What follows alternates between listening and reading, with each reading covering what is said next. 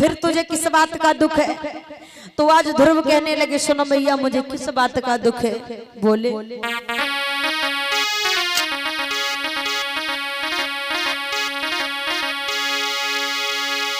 आरे बबुला ने आदर से मैया गोदी में मोई बैठाओ।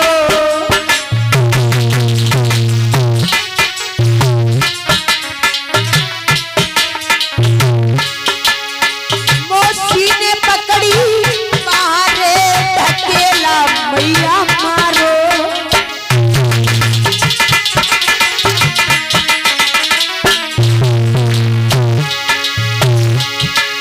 मेरी बात बचन गई तने छोले और मौसी ने दुख दो पिता नहीं मुखस। सुन बेटा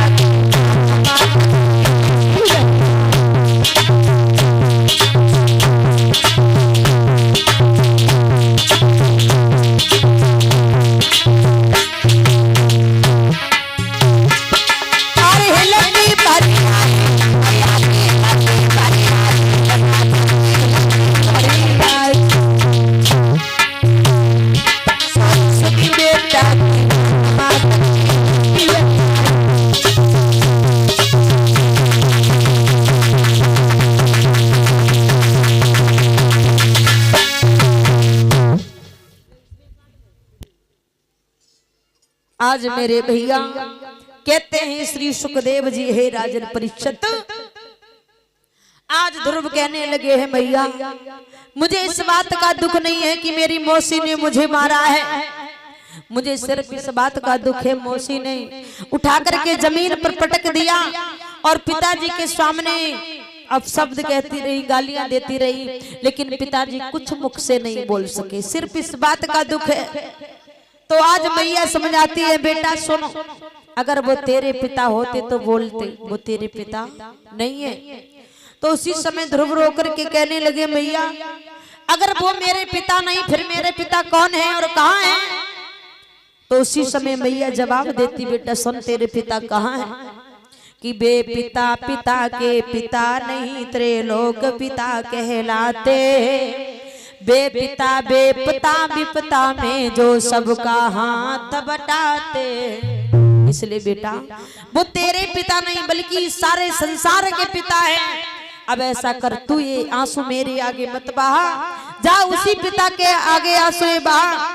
लेकिन जो उस पिता के पास जाता है वो निराश होकर के नहीं आता है। तो उसी समय मेरे भैया जवाब दिया ध्रुव ने हे मैया वो मुझे पिता कहाँ मिलेगा? तो उसी समय मैया जवाब देती बेटा वो पिता हर जगह हर रूप में व्याप्त रहता है कि हरि व्यापक सर्वस्त्र समाना और प्रेम से प्रकट होत भगवाना। भगवान एक प्रेम से भाव से भक्ति से प्रकट होते हैं। भगवान कहते हैं हम किसी के धन दौलत किसी के माल खजाना के नहीं भूखे। जो भी मेरा भक्त मुझे भक्ति भाव से याद करता है उसके पास मैं नंगे पैरों ही दौड़ करके उसकी रक्षा करता हूँ। मेरे भैया कहते हैं भगवान पर पहला विश्वास होना चाहिए और दूसरी सच्चे दिल से मन से लगन होनी चाहिए। क्योंकि बताया है मेरे भैया जो भगवान के ध्यान में मगन रहते हैं वो जीवन में कभी दुखी नहीं रहते हैं। कहना है परीक्षित महाराज जब मैया समझ आती है बेटा ध्रुव को सच्चे दिल से लगन होनी चाहिए बेटा। तो उसी समय ध्रुव ने क्या किया? आज ध्रुव जो है अपने पिता को मिलने के लिए चल देते हैं। अपनी सुनीति मैया के चरण छुए और चरण छू करके चल दिए। तो उसी समय मैया बोली लाला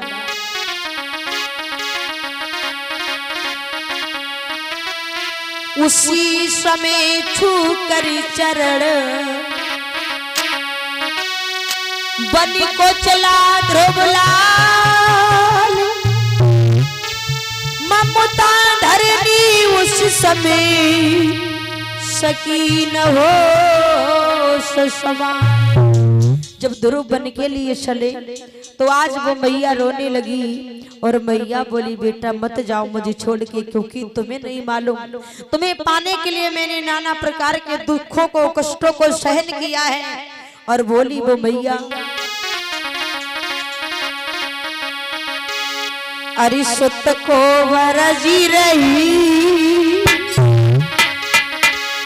अरे सुत को बरजी रही, आई अब मत जाओ लाला मेरे बना को।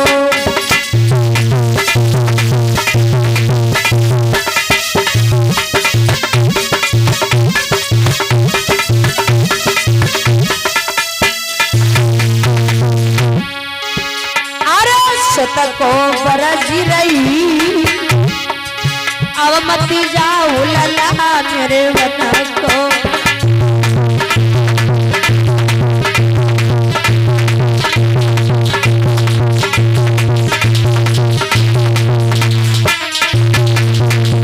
बोली भैया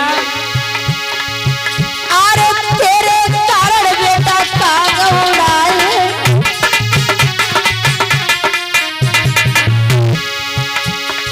तेरे कारण मैंने का गौड़ाए,